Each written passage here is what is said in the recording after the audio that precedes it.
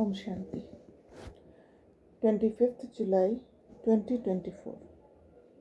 मीठे बच्चे, बाजोली का खेल याद करो। इस खेल में सारे चक्र का ब्रह्मा और ब्राह्मणों का राज समाया हुआ है। ब्रह्मा बाबा और हम ब्राह्मणों का राज समाया हुआ है। तो बाजोली का खेल क्या होता है?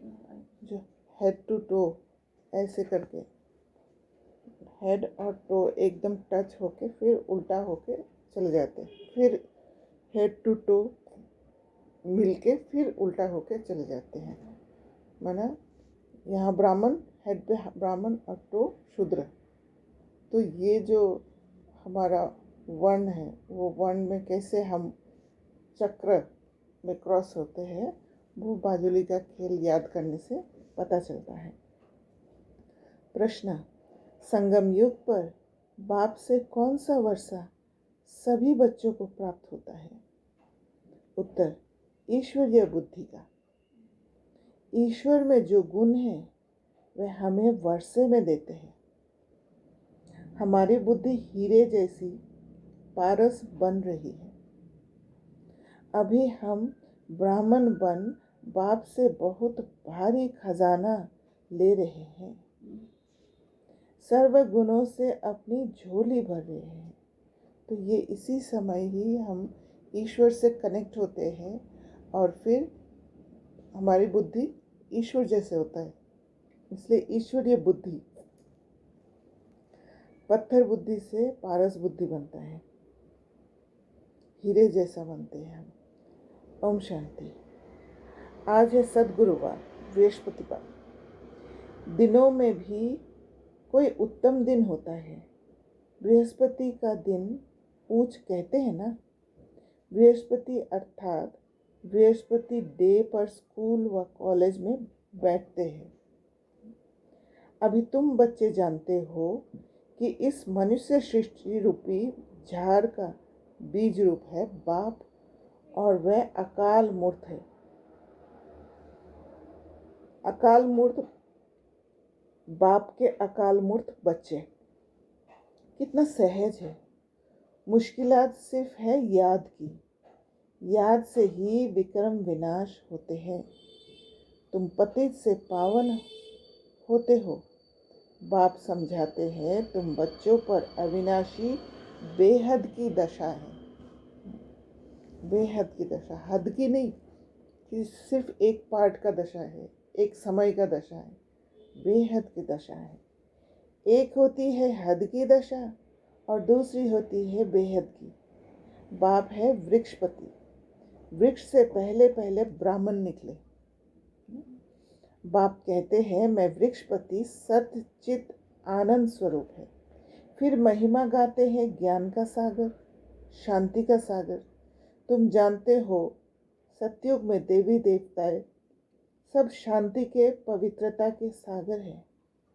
भारत सुख शांति पवित्रता का सागर था। उसको कहा जाता है विश्व में शांति। तुम हो ब्राह्मण। वास्तव में तुम भी अकाल मूर्त हो। हर एक आत्मा अपने तख्त पर विराजमान है। ये सब चैतन्य अकाल तख्त है। भ्रुकुटी के बीच अकाल मूर्त आत्मा विराजमान है, जिसको सितारा भी कहा जाता है। वृक्षपति बीज रूप को ज्ञान का सागर कहते हैं। तो ज़रूर उनको आना पड़े। जो ज्ञान का सागर है, अगर ज्ञान नहीं देंगे तो ज्ञान का सागर कैसे पता पड़ेगा? और ज्ञान देना है, देंगे तो बच्चों को ही तो देंगे, तो आना पड़े। पहले पहले चाहिए ब्राह्मण, प्रजापिता ब्रह्मा के एडप्टेड चिल्ड्रन। तो ज़रूर मम्मा भी चाहिए। तुम बच्चों को बहुत अच्छी रीति समझाते हैं।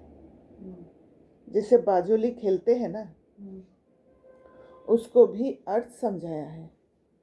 बीज रूप शिव बाबा है, फिर है ब्रह्मा। ब्रह्मा द्वारा ब्राह्मण रचे गए। इस समय तुम कहेंगे कि हम सो ब्राह्मण सो देवता। पहले हम शूद्र बुद्धि थे, है ना। सबसे गिरे हुए थे। बुद्धि एकदम काम ही नहीं करता था, कुछ होता था और उसका उल्टा समझ बैठता था। अब फिर से बाप पुरुषोत्तम बुद्धि बनाते हैं।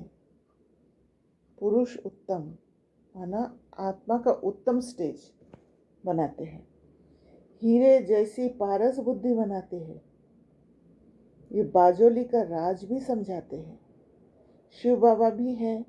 प्रजापिता ब्रह्मा और एडेप्टेड बच्चे सामने बैठे हैं। अभी तुम कितने विशाल बुद्धि बने हो।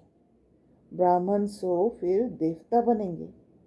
अभी तुम ईश्वरीय बुद्धि बनते हो। जो ईश्वर में गुण है वह तुमको वर्षे में मिलते हैं।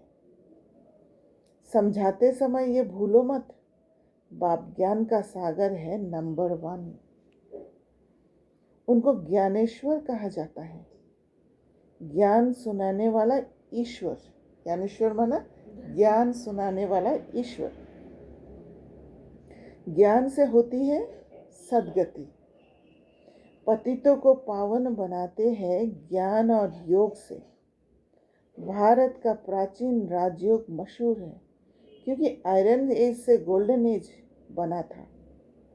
ये तो समझाया है कि योग 2 प्रकार का है। वह है हठ योग और ये है राजयोग। वह हद का, ये है बेहद का। वह है हद के सन्यासी, तुम हो बेहद के सन्यासी। वह घर बार छोड़ते हैं, तुम सारी दुनिया का सन्यास करते हो। तो कैसे होता है सारी दुनिया का सन्यास? जैसे जैसे स्पिरिचुअल अपलिफ्टमेंट होता है तो वो दुनिया की चीज़ों से हमारा वैराग्य आ जाता है, ज़रूरत ही नहीं होता है। यूज़ करते हुए भी उन सारी चीज़ों से हम डिटैच रहते हैं। अभी तुम हो प्रजापिता ब्रह्मा की संतान। ये छोटा सा नया झाड़ है। तुम जानते हो पुराने से नए बन रहे हैं। सैपलिंग लग रहा है। बरोबर हम बाजोली खेलते हैं। हम सो ब्राह्मण, फिर हम सो देवता। 100 अक्षर ज़रूर लगाना है क्योंकि एक ही आत्मा माने एक ही ग्रुप के आत्मा वही बनते हैं। हाँ, मेरे को क्वेश्चन आ रहा था पर आंसर नहीं था खुद ही। एक ही आत्मा पूरा हम सो ब्राह्मण, हम सो देवता। तो पहले ब्राह्मण बनना पड़ता है।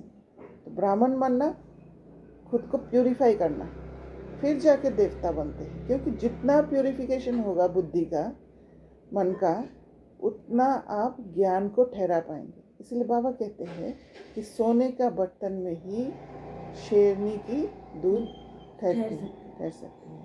तो वो ज्ञान ही ऐसा है, जो बुद्धि प्योर होते हैं ना तभी समझ में आता है। तो ज्ञान योग करना बहुत ज़रूरी है। तो 100 अक्षर ज़रूर लगाना है। सिर्फ हम नहीं, हम सो शूद्र थे, हम सो ब्राह्मण बने।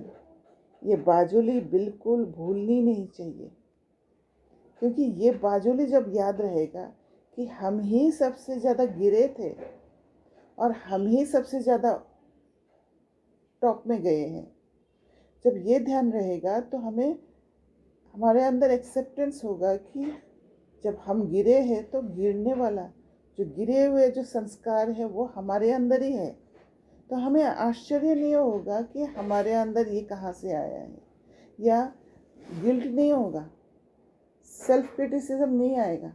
और दूसरों को भी दूसरे का भी संस्कार जब देखेंगे, पुराना संस्कार, तो वो एक्सेप्ट करेंगे। अब समझेंगे कि ये भी तो शूद्र थे, इसीलिए वो संस्कार है।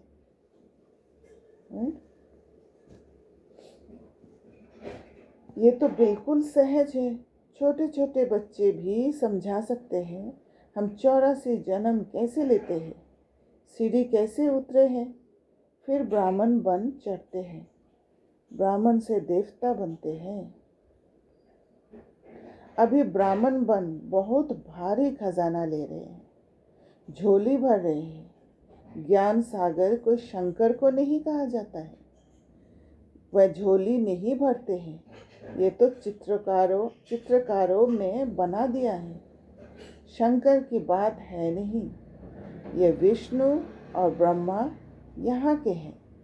लक्ष्मी नारायण का युगल रूप ऊपर में दिखाया है।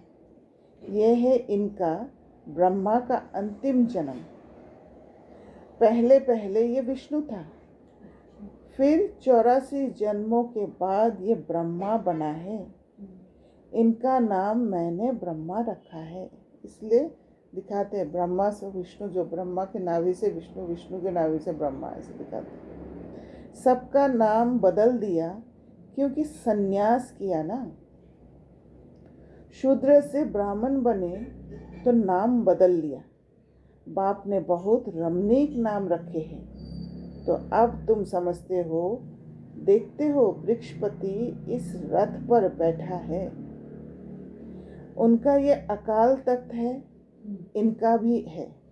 तो ब्रह्मा बाबा का जो अकाल तख्त है वो यही जगह है, और शिव बाबा का अकाल तख्त भी यही है, क्योंकि इसी रथ में बाबा आए हैं। इस तख्त का वह लोन लेते हैं, शिव बाबा लोन लेते हैं। उनको अपना तख्त तो मिलता नहीं। कहते हैं मैं इस रथ में विराजमान होता हूँ, पहचान देता हूँ, मैं तुम्हारा बाप हूँ। सिर्फ जन्म मरण में नहीं आता हूँ, तुम आते हो। अगर मैं भी आऊँ तो तुमको तमो प्रधान से सतो प्रधान कौन बनाएंगे? बनाने वाला तो चाहिए ना।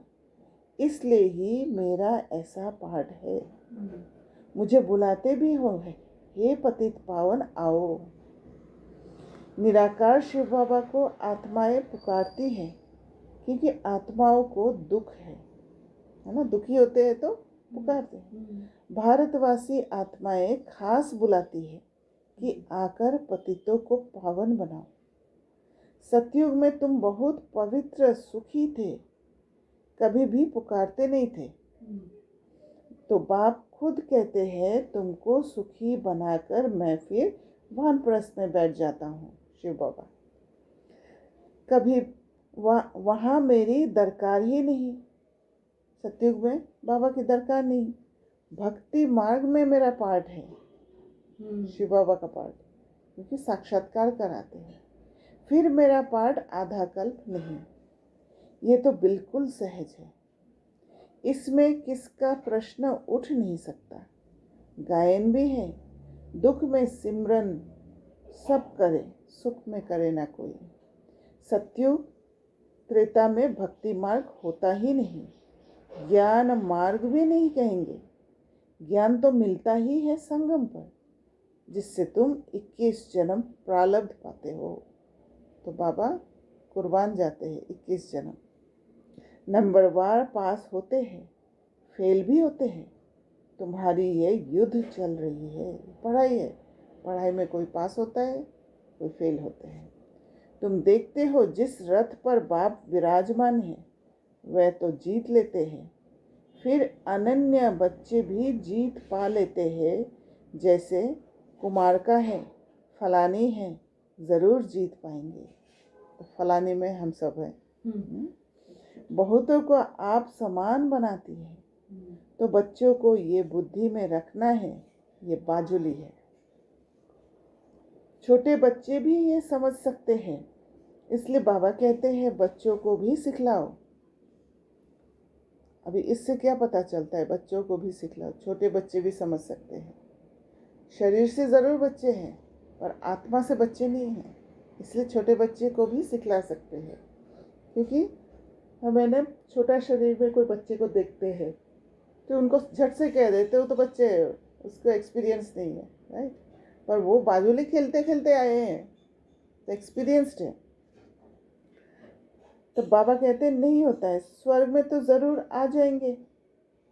सॉरी, बाबा कहते हैं उनको भी बाप से वर्षा लेने का हक है। छोटे बच्चे को जास्ती बात तो है नहीं, थोड़ा भी इस ज्ञान को जानने से ज्ञान का विनाश नहीं होता है।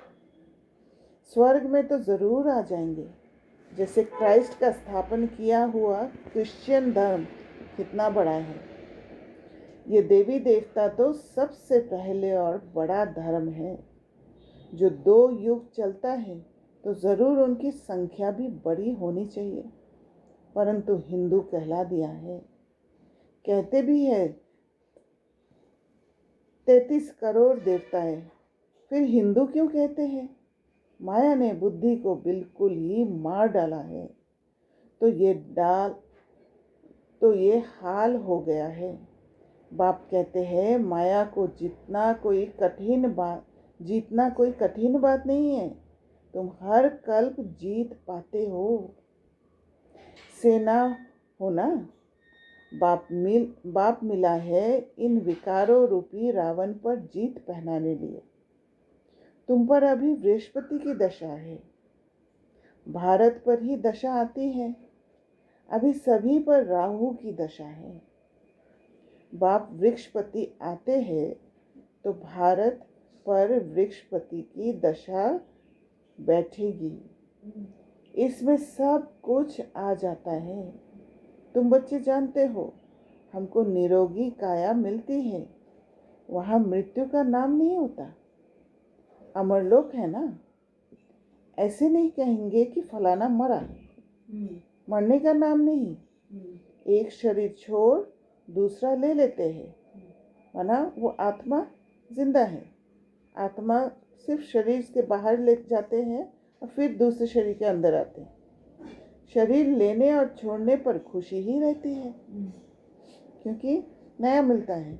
अगर आपके पास एक पुराना चीज़ है, उसको रिप्लेस करके कुछ नया देते हैं तो कितना खुशी होता है। तो शरीर को भी वही समझना होगा, गम का नाम नहीं। तुम पर अभी बृहस्पति की दशा है। सब पर तो बृहस्पति की दशा हो ना सके।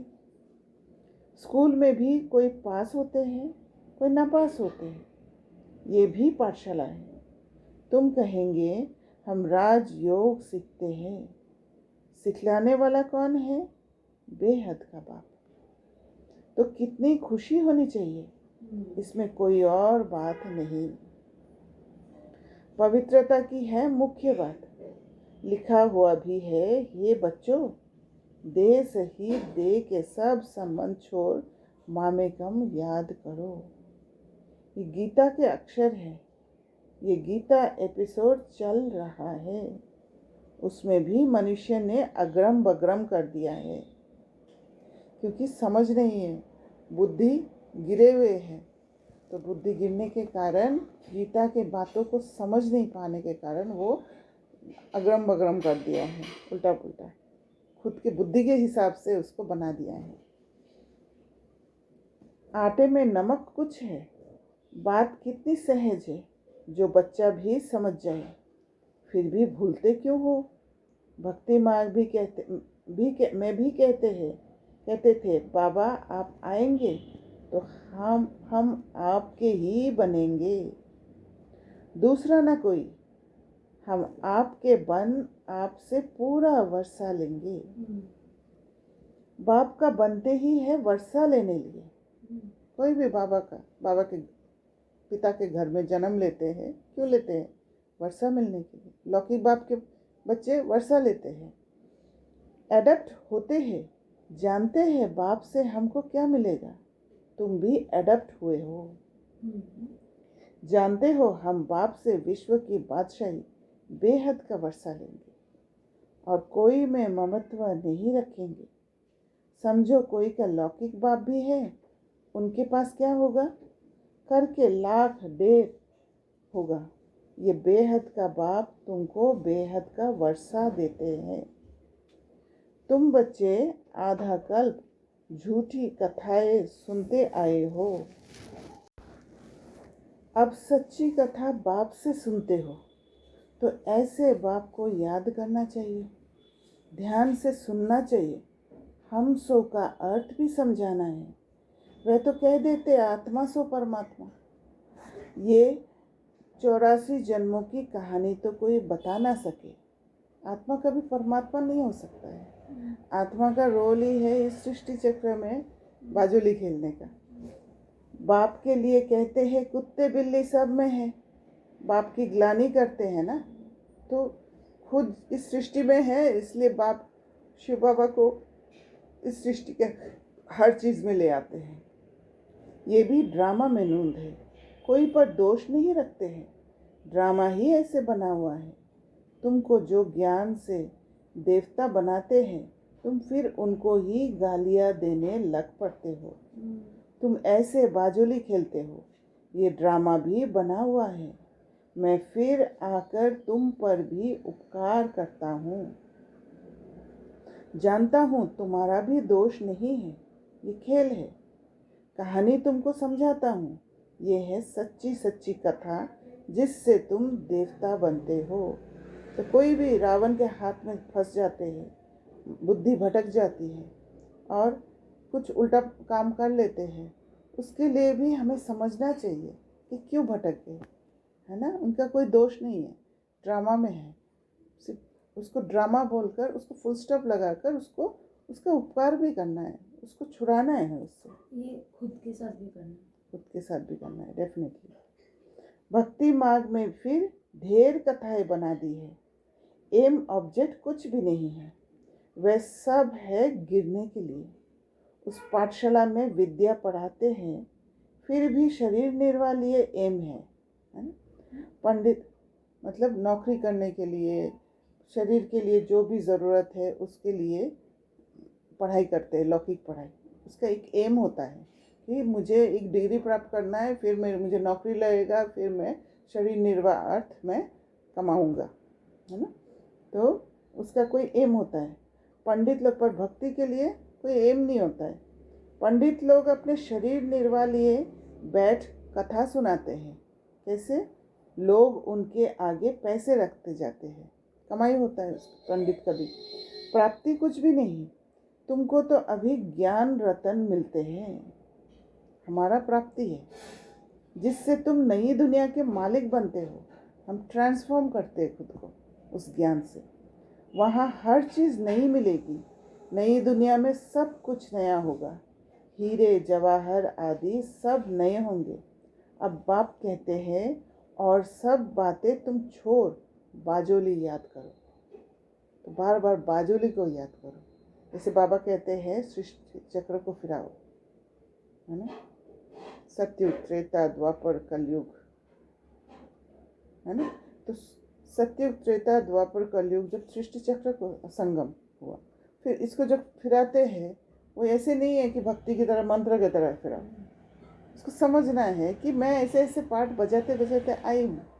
जब वो फिराएंगे तब पता चलेगा ना मैं कैसे कैसे ये दुनिया डिग्रेड हुआ है, कैसे मैं भी डिग्रेड हुई, है ना। अब मैं ब्राह्मण बन रही हूँ, माना क्या है कि वो जो संस्कार, पुराना संस्कार, जो मैं मेरे अंदर जो ट्रॉमा है, जो वुंड है, घाव है, उसको हीलिंग करके मैं कैसे अपने को प्यूरिफाई कर रही हूँ। सारे जो कोई भी बात को फेस करते समय, सामने कोई सिचुएशन आते समय फट से मैं मास्क लगा के अपने को बचाने की कोशिश करती हूँ बाहर से, है ना। वो रॉन्ग है, वो नहीं है, वो तो पुराना संस्कार है। अब मुझे प्यूरिफाई करना है, ओपन होना है। और ओपन होने के लिए मुझे अपने अंदर करेज होना पड़ेगा, हिम्मत रखना पड़ेगा। जब अंदर डर रहता है कि लोग क्या कहेंगे, बाहर से अच्छा दिखने की कोशिश करते हैं हम, तब हम खुल नहीं पाते हैं, ओपन नहीं हो पाते हैं। और जब वो डर नहीं रहेगा तब हम ओपन रहेंगे, तब हम पुराने संस्कार रूपी मुखौटा को नहीं पहनेंगे और फिर हीलिंग होगा और धीरे धीरे आत्मा मुक्त होते जाएंगे। तो बाबा कहते हैं हीरे जवाहर आदि सब नए होंगे। अब बाप कहते हैं और सब बातें तुम छोड़ बाजोली याद करो। फकीर लोग भी बाजोली खेलते तीर्थों पर जाते हैं, ऐसे ऐसे उल्टा करते करते तीर्थ पर जाते हैं। कोई पैदल भी जाते हैं, अभी तो मोटरें एरोप्लेन भी निकल पड़े हैं। गरीब तो उनमें जा ना सके। कोई बहुत श्रद्धा वाले होते हैं तो पैदल भी चले जाते हैं। दिन प्रतिदिन साइंस से बहुत सुख मिलता जाता है। ये है अल्पकाल का सुख। गिरते हैं तो कितना नुकसान हो जाता है। इन चीज़ों में सुख है अल्पकाल के लिए, बाकी फाइनल मौत भरा हुआ है, वह है साइंस। तुम्हारी है साइलेंस। बाप को याद करने से सब रोग खत्म हो जाते हैं, निरोगी बन जाते हैं। अभी तुम समझते हो सतयुग में एवर हेल्दी थे, तो निरोगी सबसे पहले अंदर बनते हैं, है ना। पुराना संस्कार रूपी रोग ही तो लगा हुआ है, सारे नेगेटिव इमोशंस का रोग। तो अभी तुम समझते हो सतयुग में एवर हेल्दी थे। ये 84 का चक्र फिरता ही रहता है। बाप एक ही बार आकर समझाते हैं, तुमने मेरी ग्लानि की है, अपने को चमाट मारी है। ग्लानि करते करते तुम शूद्र बुद्धि बन पड़े हो। क्योंकि जिसका ग्लानि करते हैं, अगर भगवान का ही ग्लानि करते हैं तो भगवान की बातों को समझ में ही नहीं आएगा। सिख लोग भी कहते हैं, जब साहेब तो सुख मिले, अर्थात मन मना भव। अक्षर ही दो है, बाकी जास्ती माथा मारने की तो दरकार ही नहीं है। ये भी बाप आकर समझाते हैं। अभी तुम समझते हो साहेब को याद करने से तुमको 21 जन्म का सुख मिलता है। वह भी उसका रास्ता बताते हैं, परंतु पूरा रास्ता तो जानते ही नहीं। सिमर सिमर सुख पाओ। तुम बच्चे जानते हो बरोबर सतयुग में बीमारी आदि दुख की कोई बात भी नहीं होती। ये तो कॉमन बात है। उसको सतयुग गोल्डन एज कहा जाता है, इसको कलयुग आयरन एज कहा जाता है। सृष्टि का चक्र फिरता रहता है। समझानी कितनी अच्छी है, बाजुली है। अभी तुम ब्राह्मण हो, फिर देवता बनेंगे, तो ये चलता रहता है, ये साइकिल में है, ड्रामा में है, तो एक्सेप्ट इट, ये होना ही है, हम छूट ही नहीं सकते इससे। ये बातें तुम भूल जाते हो। अब दुनिया में जो भी बातें होते हैं हम एक्सेप्ट कर लेते हैं ना, ये तो होना ही है, उसमें क्या कर सकते हैं। बाजोली याद हो तो ये ज्ञान सागर सारा याद रहे। ऐसे बाप को याद कर रात को सो जाना चाहिए, क्योंकि बाबा को याद करके जब सो जाते हैं तो हमारा सबकॉन्शियस माइंड में जाते हैं वो बात। अगर कोई और बात को सोच के हम सोते हैं तो सबकॉन्शियस माइंड में दूसरा बात जाएगा, बाबा की याद नहीं जाएगा। फिर भी कहते हैं बाबा भूल जाते हैं, माया घड़ी घड़ी भुला देती है। लड़ाई है तुम्हारी माया के साथ, फिर आधा कल तुम उन पर राज्य करते हो। बात तो सहज बताते हैं, नाम है ही सहज ज्ञान सहज याद। बाप को सिर्फ याद करो, क्या तकलीफ देते हैं। भक्ति मार्ग में तो तुमने बहुत तकलीफ ली है, कितना हर्ट किया है, कितना शरीर को मन को कष्ट दिया है। दीदार के लिए गला काटने को तैयार हो जाते हैं, काशी कलवट खाते हैं। हाँ, जो निश्चय बुद्धि होकर करते हैं उनके फिर विक्रम विनाश होते हैं। फिर नए से शुरू होगा हिसाब किताब, क्योंकि जो भी भक्ति मार्ग में एक्ट करते हैं निश्चय बुद्धि होके, उनका विक्रम विनाश तो होता है, पर हिसाब किताब फिर बन जाते हैं, क्योंकि उनको ये ज्ञान नहीं है, भक्ति में ये ज्ञान नहीं है कि हिसाब किताब दोबारा कैसे नहीं बनाए, ज्ञान तो है नहीं। बाकी मेरे पास नहीं आते हैं, ऐसे नहीं है कि शिव बाबा के पास वापस परम धाम में जाते हैं काशी कलवट खा के मौत होने से। मेरी याद से विक्रम विनाश होते हैं, ना कि जीव घात से। मेरे पास तो कोई आते नहीं, कितनी सहज बात है। ये बाजुली तो बूढ़ों को भी याद रहनी चाहिए, बच्चों को भी याद रहनी चाहिए। अच्छा, मीठे मीठे सिकलदे बच्चों प्रति माता पिता बाप दादा का याद प्यार और गुड मॉर्निंग। रूहानी बाप की रूहानी बच्चों को नमस्ते। हम रूहानी बच्चों की रूहानी बाप दादा को याद प्यार, गुड मॉर्निंग और नमस्ते। धारणा के लिए मुख्य सार। पहला पॉइंट, वृक्षपति बाप से सुख शांति पवित्रता का वर्षा लेने के लिए अपने आप को अकाल मूर्त आत्मा समझ बाप को याद करना है। पहले खुद को आत्मा समझना है। इसलिए बार बार कहते हैं सेल्फ कनेक्शन, सेल्फ टॉक करो, क्योंकि सेल्फ कनेक्शन और सेल्फ टॉक से ही अपने को आत्मा समझने लग जाएंगे। ईश्वरीय बुद्धि बनानी है। दूसरा पॉइंट, बाप से सच्ची कथा सुनकर दूसरों को सुनानी है। सच्ची कथा कैसे सुनेंगे?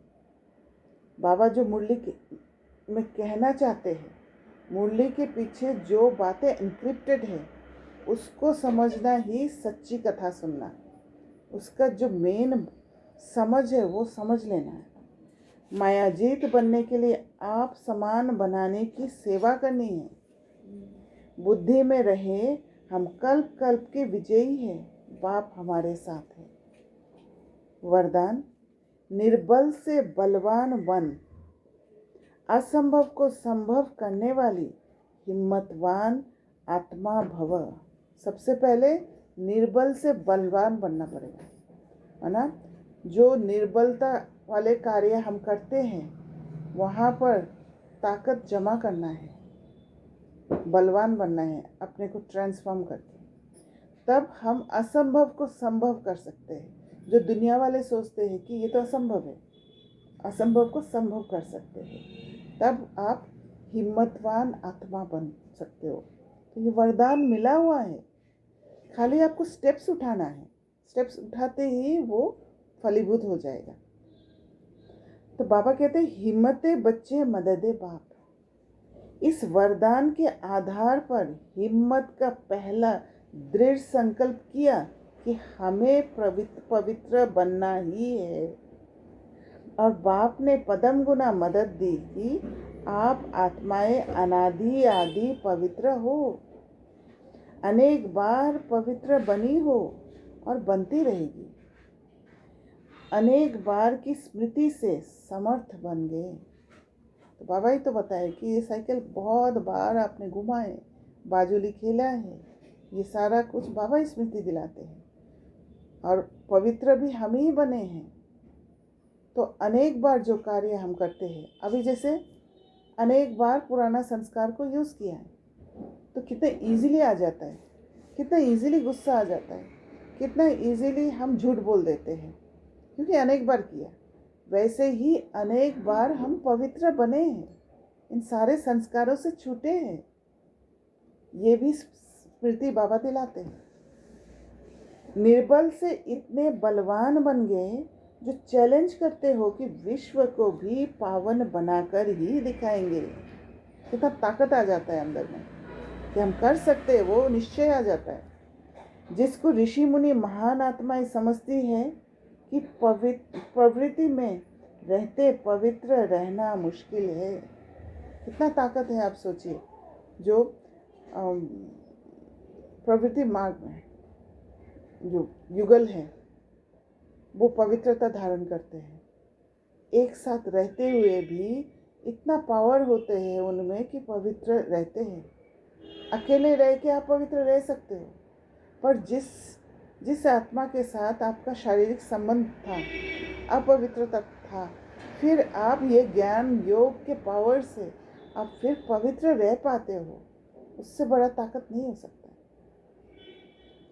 और ये शिव बाबा का ताकत है।